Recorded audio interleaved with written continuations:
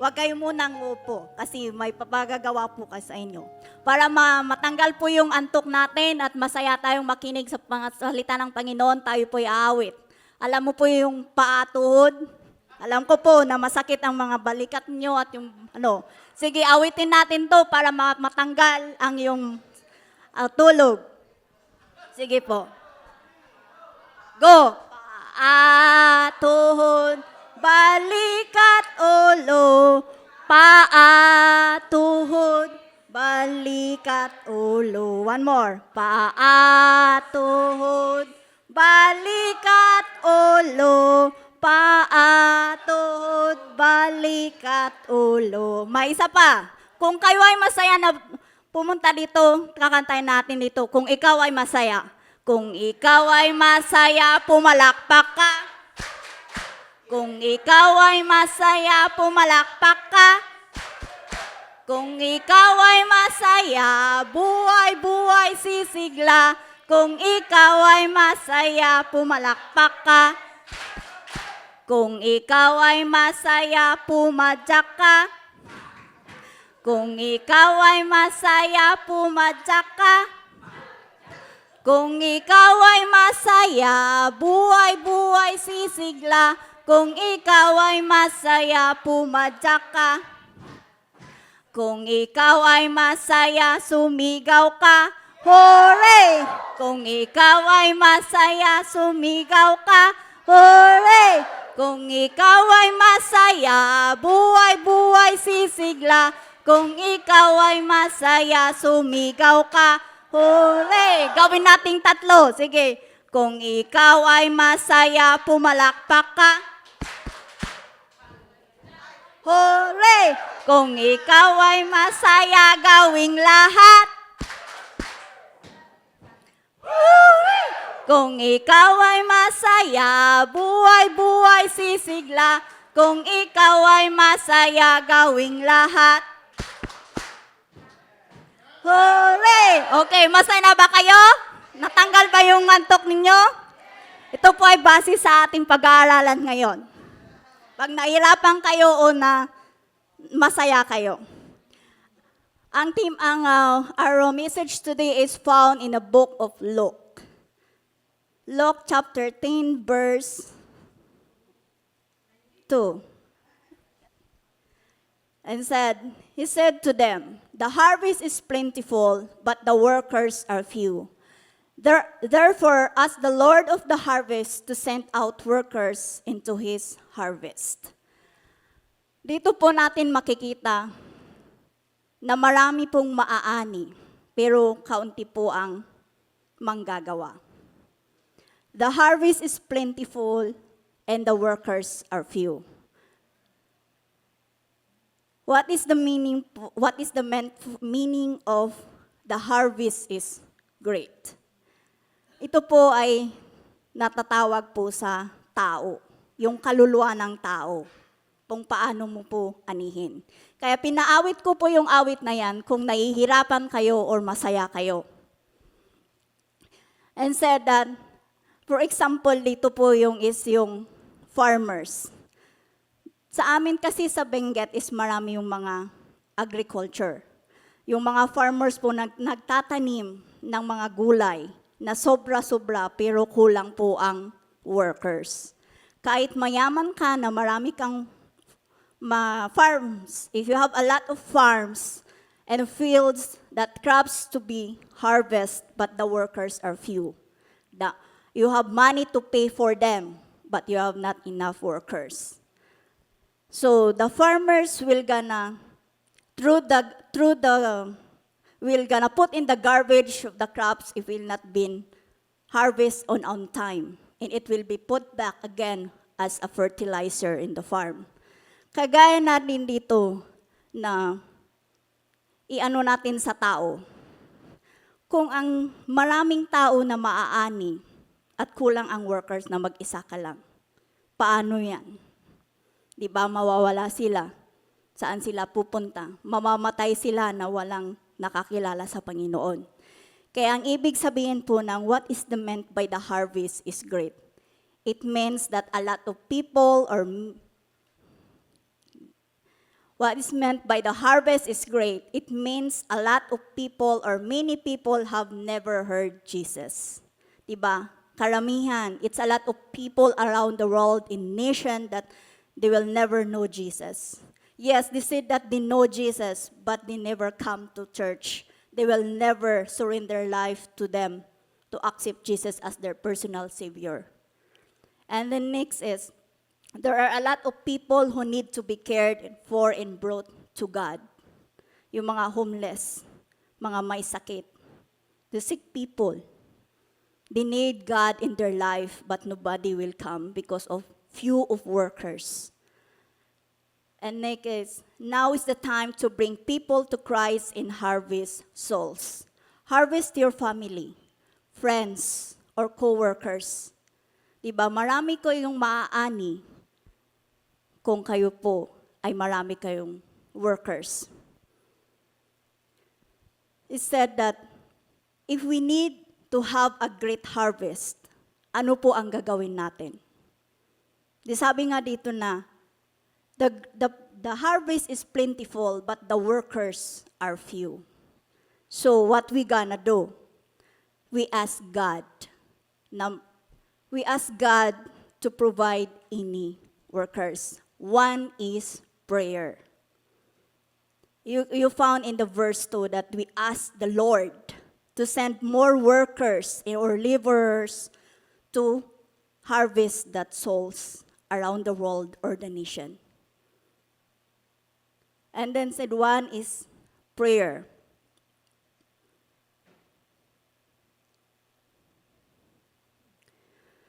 Use sa yung pag magpi-pray ka, pag nakalimutan ka, sino po dito ang hindi nagpi-pray? Di ba lahat tayo, everyone has a prayer. But you need to set alarm for prayers. If you forget to pray, remember the Luke chapter 10 verse 2. To set your alarm, to wake you up, and to remind you to pray for this. And God will use you and send you to harvest a soul around the world, kahit sa communities, wherever. And then, this is our priorities to ask the Lord to send more workers into the harvest. And then He instructed His disciples to pray to the Lord of harvest, recognizing that the responsibility for sending out workers into the harvest belongs to God. We will pray for the salvation of the rest of the church to be trainer of reapers. And then we will pray for more workers, laborers, servers, and givers. Leaders. Hindi lang leaders or pastors and members. Hindi ka lang nakaupo kung saan ka nakaupo ngayon. Go. Pray. Huwag mong kalimutan na mag-pray. This is the important things that God instruct you to do it. Most especially, you see, we have a lot of churches here in Canada, around the world. They have a lot of members, pastors and leaders, but few are workers. Sa mga iba dito, may churches sila, pero kakaunti sila. Just family. Because they are not asking more to God to pray to send workers around or outside to bring people in their church. But we're thankful in this church because we pray for one another, pray for another workers. Even you two or two pray here as a prayer warriors. Even there are two are praying outside, but they are bringing souls here. Every Sunday we have a new faces because of prayer. God sending us and uses us to more harvest of soul. Diba? Napupuno tayo, pero kulang pa rin to. Kaya mga leaders, members, let us do what God's telling you to harvest it. Use your family or co-workers, whoever meet in outside, just pray for them.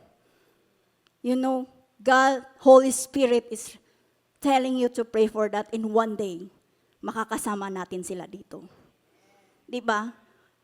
As one of my praying talaga, whoever needs a church, they will search in the Google. They will find out this Heaven of Worship of Toronto.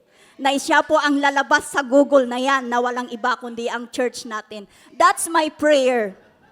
Yes, and yun we can see now. They can find in here until you ask them, where did you find? In the Google. Thanks God. That's the prayer to harvest a soul. Diba? Na masasayan kayo kung nananalangin kayo at nakikita nyo, every Sunday you have a new faces here, right? That's how this church harvest a soul and have disciples. That's the prayer. Talaga, prayer is powerful. Kahit malayo ka. Kahit nasa Pilipinas ang family mo or friends mo, ipag-pray mo, they will more harvesting souls as a workers in the church. Amen. Kay youth, invite your schoolmate here. Don't be ashamed to pray for them in the school. God using you. And God use you as a workers in your school. Even outside. If you're going to the park or the mall, you can see your classmate or whoever, just invite them and pray for them and ask them to come in the church. Amen. We are praying for workers, to more workers in the church. And number 2 is prepare your heart. Nakaready ba yung puso nyo? Dapat always be ready in your heart for harvesting the souls. Kasi pag hindi ready yung puso mo, paano ba yan? I said, prepare your heart for a harvest of souls or any harvest that God would have for us. Dapat walang hadlang, alinlangan sa puso mo sa pag-aani ng kaluluwa. Tanggalin mo yung doubt.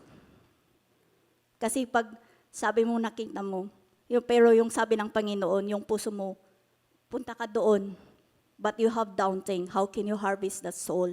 Nahulila ang lahat. That's the way you're gonna prepare your heart. Sa pag-aanin ng mga kaluluwa, always be pray and prepare your heart for the Lord to harvest. This is the important in our life. I remember my mom, when he is still i-advise to me na before his, sa huling hininga niya, hindi ko alam pala na siya po yung huling araw niya. Sabi niya, just continue what are you doing because you harvest lahat. Ba? Sa kadami po naming magkakapatid na 12, we are multiplying workers. That's my prayer. So I always prepare my heart na someday that's my mission in the Philippines, that I always prepare my heart to evangelize them, to do as their disciple, and to be as a worker. Sa dami naming 12, nag-multiply kami. Marami kayo, pag nag-reunion po kami, kulang po ang isang building. Kasi yung nag-multiply yung anak nila ng kapatid ko, nanganak na pa. So that's the way we gonna harvest a soul in our family. To have prayer and prepare your heart for them. Nagising ba kayo? Amen. And next is go. Jesus wants us to go prepare the way for Jesus. Jesus appoints you to go out in the communities all over the world, in nations, to harvest spiritual harvest. Jesus trusts you to go. Leaders and members to the church, go out. Hindi ka lang naka-steady kung saan ka, kung anong ministry mo. Sabi mo, ito lang ang ministry ko, tama na. Bakit mo balagdagan? You are complaining.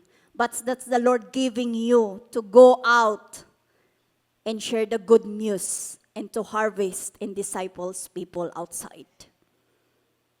Even in your workplace, sa work ko talaga I'm trying to convince, that's the way, the one is packing this kid that I said it, he's a Muslim.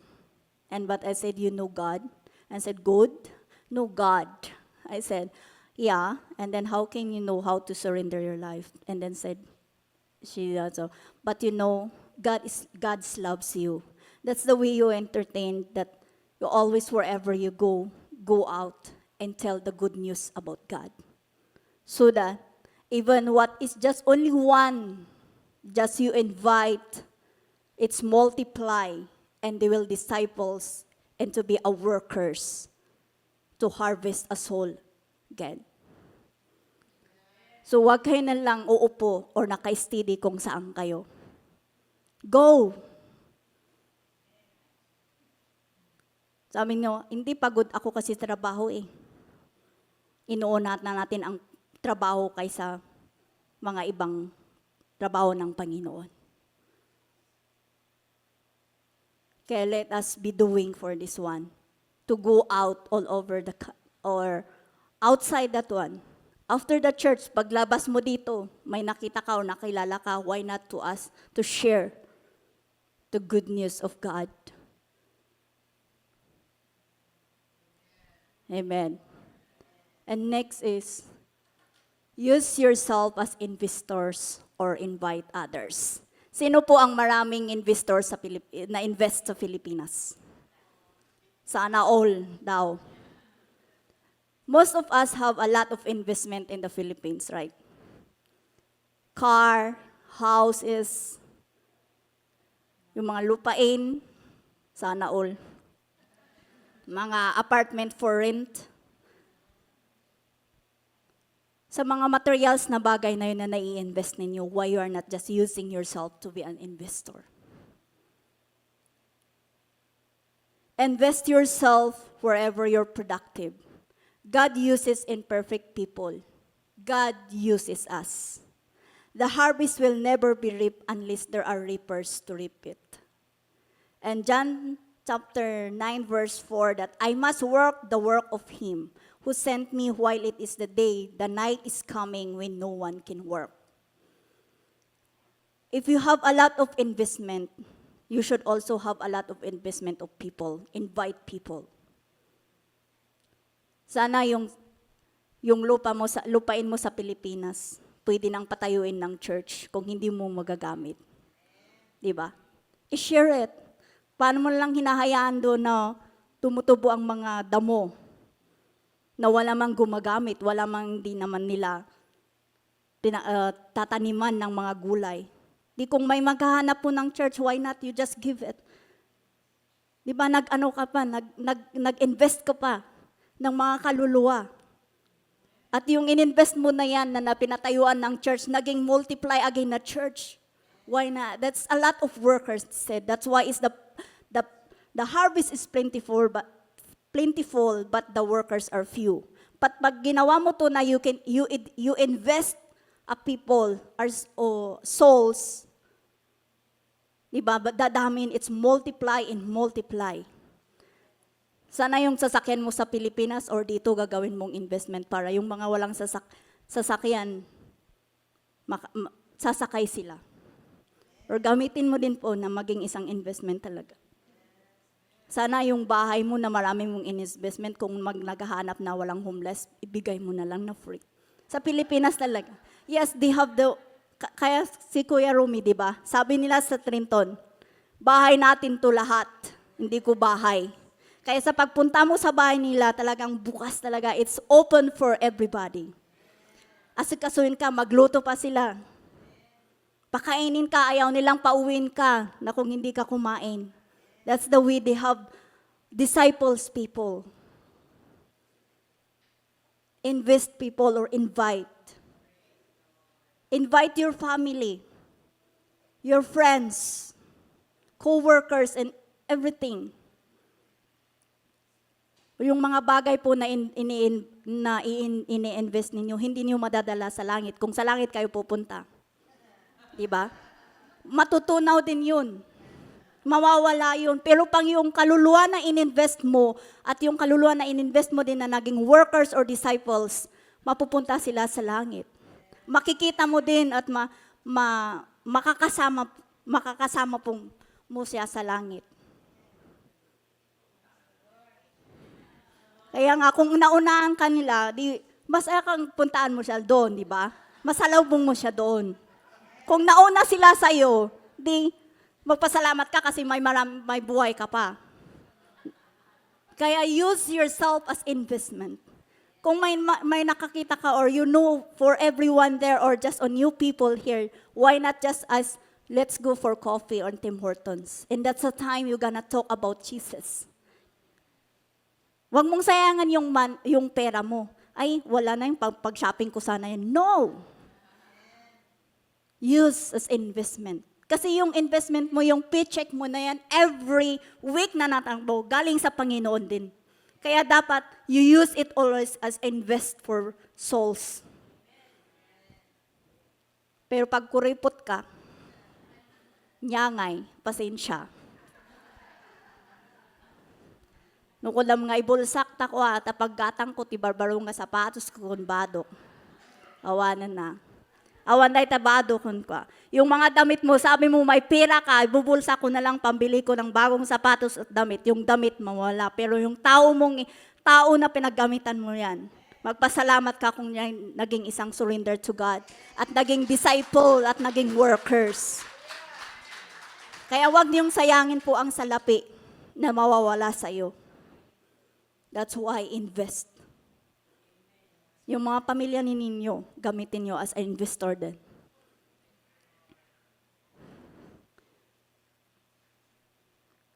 Kaya mga kapatid, open your eyes and your heart. Pray. Prepare your heart and then go and invest and invite people to have more workers on this earth. Kasi pag ginawa mo na yan, masaya ka. Pero pag hindi mo nagawa, nakita mo na may sakit na nadala sa ospital, pero hindi mo siya pinuntahan para bahagi ng Panginoon. The good news about Jesus at namatay siya. Ano ba ang pakiramdam? What is your feeling? Di ba masakit? Sa akin nga talaga sa Pilipinas, kung may kamag-anak ako na hindi ko, alam ko na I know that they are not been knowing God. Sabi ko, Lord, ano ba talaga ang plano mo sa akin?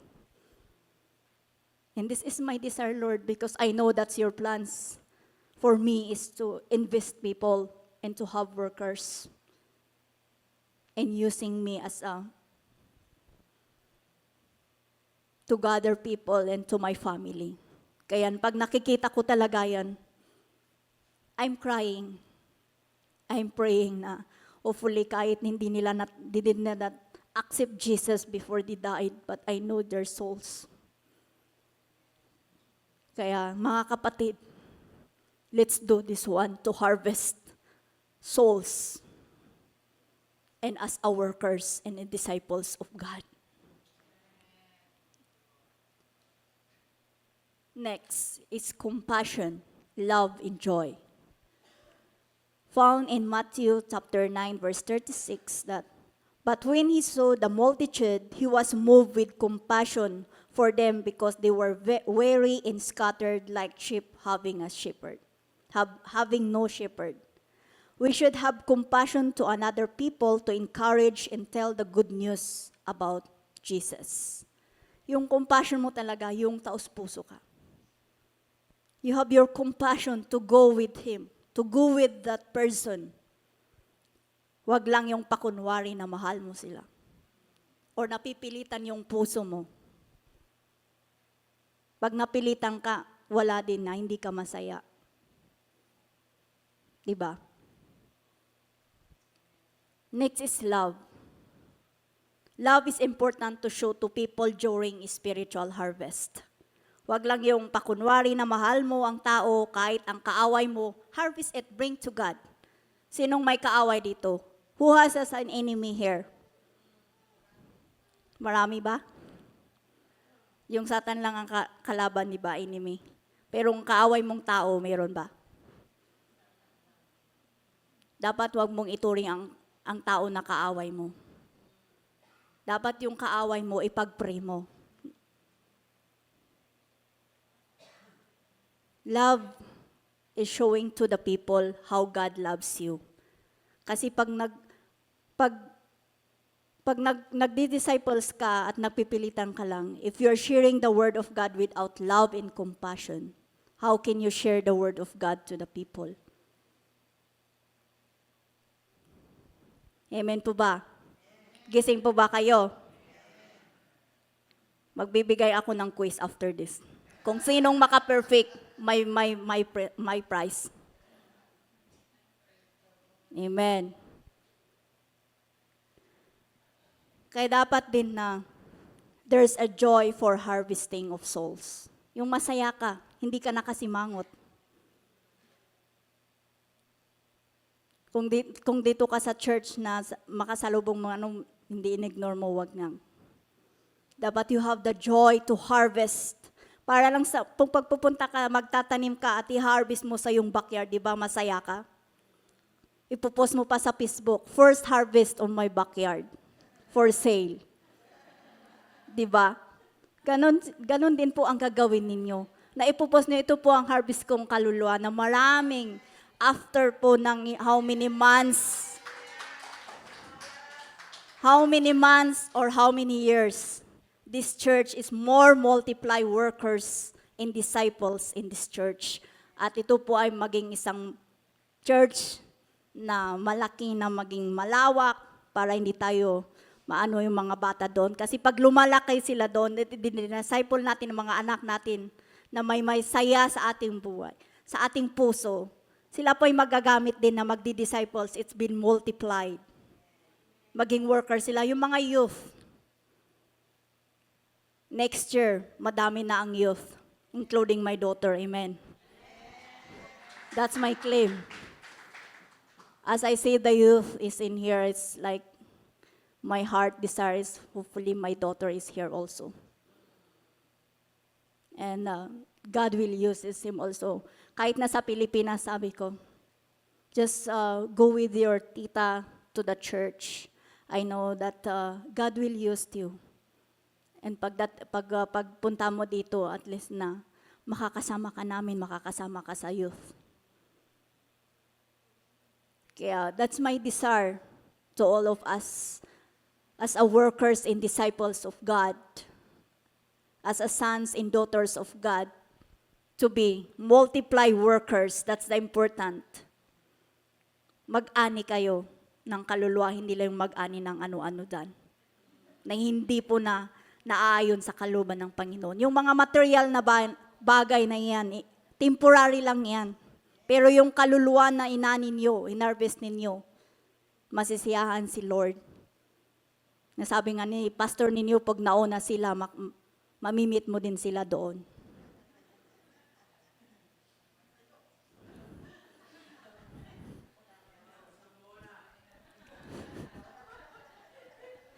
But we're thankful because we come here to seek the Lord first. We have that prayer, we prepare our hearts and go, and we have that compassion, love, and joy to have that harvest and to have that multiply workers in this church. So that next week again, next Sunday, we have a new places coming that bringing up that God uses as a workers. That you invite one or more, kahit isa kung naging isang worker ng Panginoon. We praying for that. This church will be multiply with workers as we pray for one another and prepare our hearts to harvest this harvest season. Kasi sabi ng, there's a plenty of harvest of soul, but the workers are few. That's the problem. But if we have prayed for or prepare our hearts in compassion and we go out around the world or outside, we can harvest a lot of souls and bring to God. Kasi nasisiyahan ang Panginoon. Alam niyo po kung ang Panginoon, you know God, if God that's seeing that you did not invest or invite that people to come to God, God is grieved. Diba? Umiiyak ang Panginoon kasi bakit hindi mo puntaan? Namatay siya na hindi na nakilala ang Panginoon. So mga kapatid, always be ready yourself to do it, this one for the Lord. for harvesting the souls and be a workers of God. Kaya sabi dito, God does not want as a workers, we should involve in ministry. Active participation in reliance to God. Diba? Dapat active ka. Involved ka sa ministry. Kung hindi ka involved, saan ka ba? Kakain lang ba? Or saan ka pupunta? Dapat you involved in a ministry. Kahit man na simple lang na ministry for the works of the Lord. You can participate it. Mag-participation ka. That's for the good works of God. Next is join in a prayer, asking God to send forth laborers into the ripe fields of spiritual harvest. John chapter 4 verse 35 said, "Do you not see there are yet 4 months, then comes the harvest? Look, I tell you, lift up your eyes and see that the fields are white for harvest." So if we are joining for prayer, we are multiplying workers and disciples in this church. Hindi lang mga pastors, leaders, members, youth. Pray for one another. Join for prayer for this one so that we may be able to multiply workers. God needs workers to harvest people around the world or nations. Kasi you see what's happening around the world. Yes, we have Christians around the world, but they are not looking what people needs it. But we're thankful for this church because we can see what's needs of people. The souls, harvesting of souls. So mga kapatid, do this as a work of God to harvest a soul. And God does not want you to miss opportunity to evangelize and share the gospel. You need to be alert too when the field ripens, to when souls is open to the gospel. Bago ako mag-end, mga kapatid, huwag nating kalimutan. Just go and evangelize. And pray for our workers. Always prepare your heart and go. Invite people in the house of the Lord. Or kung may prayer meeting kayo, prayer, Bible study sa iyong bahay, why not you invite your neighbor to come with you? That's the way to invite. That's the way to have a disciples. Yung mga disciples ninyo, God using you to disciple them, and they will use also to send to disciple people. Kaya mga kapatid, huwag niyong sayangin yung oras. Huwag niyong isipin po ang pupuntahan ninyo, isipin niyo ang gawain ng Panginoon. Kasi sayang kung hindi ninyo inani yung kaluluwa na napunta po sa wala. Kasi kawawa kung saan siya pupunta, di ba? Kaya mga kapatid, do this as the work of God. Kasi this is my mission, that I will see vision in my life. That this church will have more workers that I see it. That's my prayer. And I'm glad and blessing because every Sunday I see a new faces coming here. Because of members are inviting them to come to church. That's the way they are working in harvesting souls.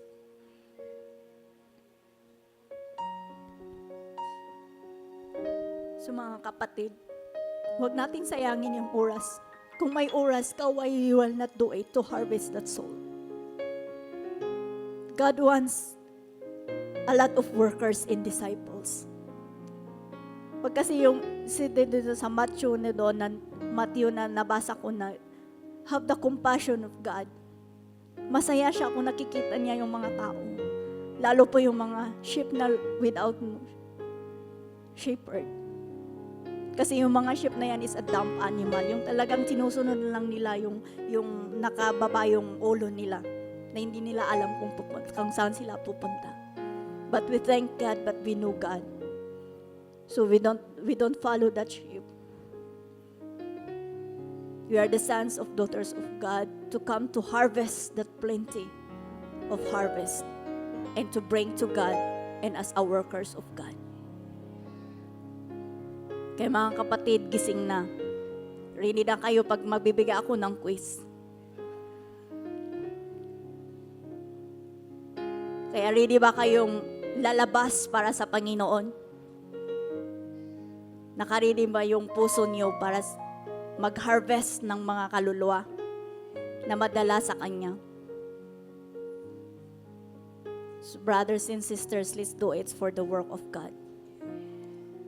Kung mag-pray kayo, kung nakalimutan niyo, mag-alarm kayo. I-alarm niyo yung Luke chapter 10 verse 2, AM or PM. And pray for that. It's God reminding you that He needs a worker for this harvest of souls on this earth. Thank you, Lord. So let us pray. Yes, Lord, I thank you for this opportunity, Lord. Thank you for using me, O God, for this, O Lord.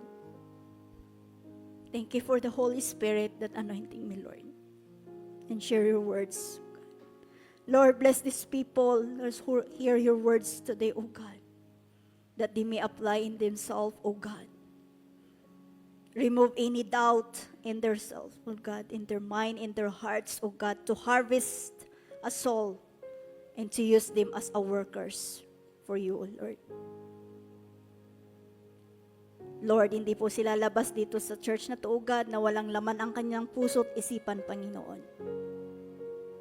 And we thank you for these words to thee, O God, as we go on to you, Lord Jesus. Thank you, Lord God, for this word. In Jesus' name.